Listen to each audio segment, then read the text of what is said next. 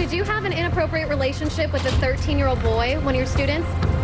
You're here on a new case out of Superior Court for 4 counts of sexual conduct with a minor. 27-year-old Brittany Zamora keeping quiet in her cuffs. The 6th grade teacher at Las Brisas Academy in Goodyear for just 1 year before being arrested. 2 counts of child molestation, Class 2 felonies, and 1 count of obscene material transmittal, a Class 4 felony.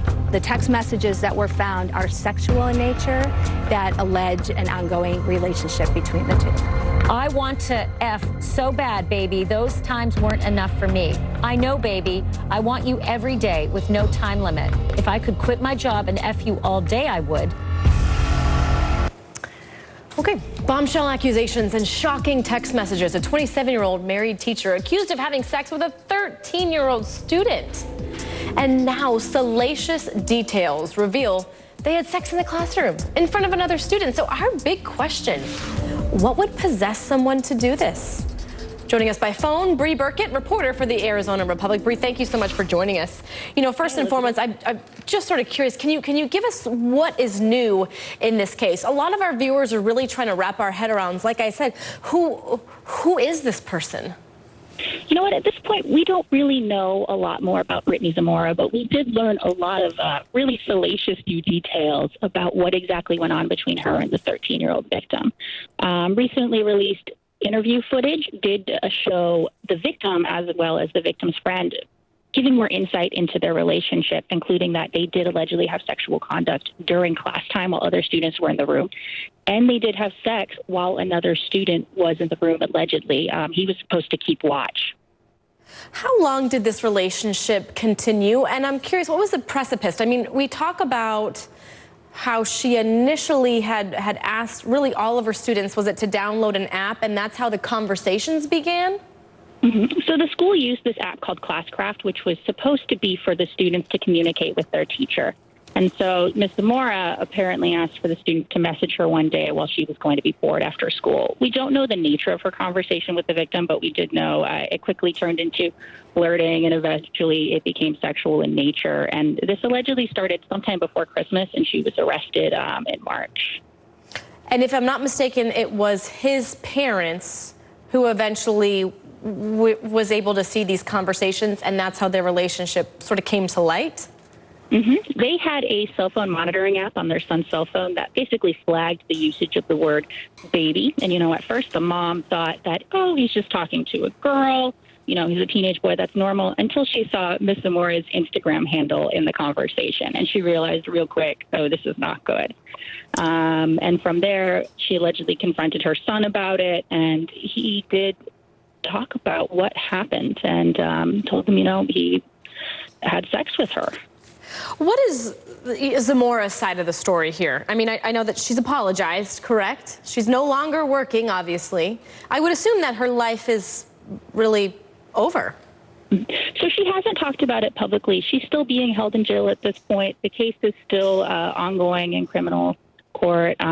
So we don't know. She didn't do an interview. She just asked for an attorney. So that could come out in a trial, but it's very likely she could just take a plea deal, and we'll never really have any answers from what happened on her side. Okay, and quickly, have we learned anything from the student who was a witness? Yeah, we did learn that they were allegedly having sex in the classroom, Ms. Zamora and the victim, as well as kind of just how intense this abusive relationship was.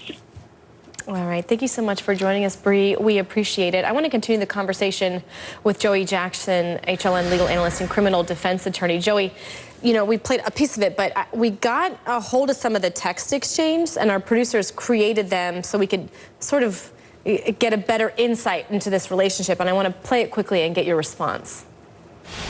I want to so bad, baby. Those times weren't enough for me. I know, baby. I want you every day with no time limit. If I could quit my job and you all day, I would.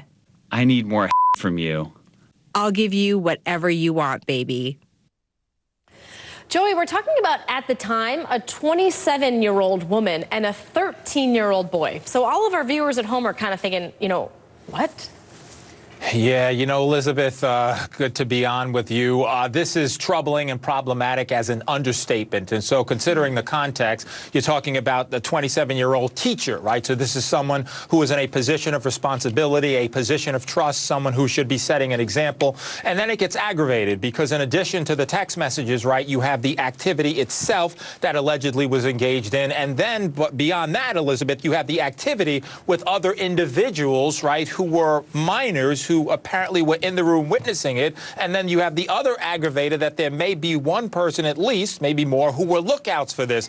And so, you know, when parents send their children to school, you would suspect, you would expect, and you would certainly be of the belief that your children are being educated, that not that they're being preyed upon, taken advantage of, or anything else. Now, why is all of what I'm saying significant beyond just preaching, for example? It's significant because it goes to what a court will determine are what we call aggravating factors, right? She has to, as we're looking at her there, appear, right, before a court, and ultimately, if she decides to move this case forward. My view is that there won't be a trial because it would be advisable for her attorney to cut the deals beforehand. So, if the evidence is as told, she faces a world of hurt. Right now, they're Class 2 felonies, right, in this jurisdiction, and that means in English that it's punishable by 5 years. But then there's another one, 5 years, and another one, 5 years. Keep in mind that every offense is a separate offense, which is punishable by that. In addition to which, I should add, ask Anthony Weiner, the congressman in New York who ran for mayor,